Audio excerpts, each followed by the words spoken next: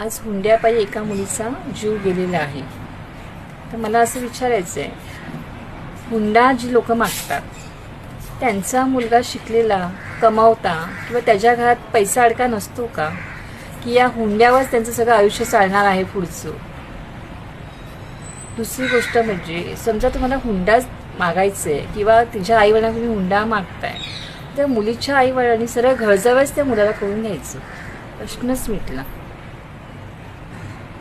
म्हणजे ना हुंडा देणं राहणार आणि तू आमच्या घरी येऊन द्या, तुझं कामधंदा कर, तू आयुष्य व्यवस्थित राहा, आमची मुलगी पण मग सुखी राहील, तिचा बळी जाणार नाही हुंड्यासाठी.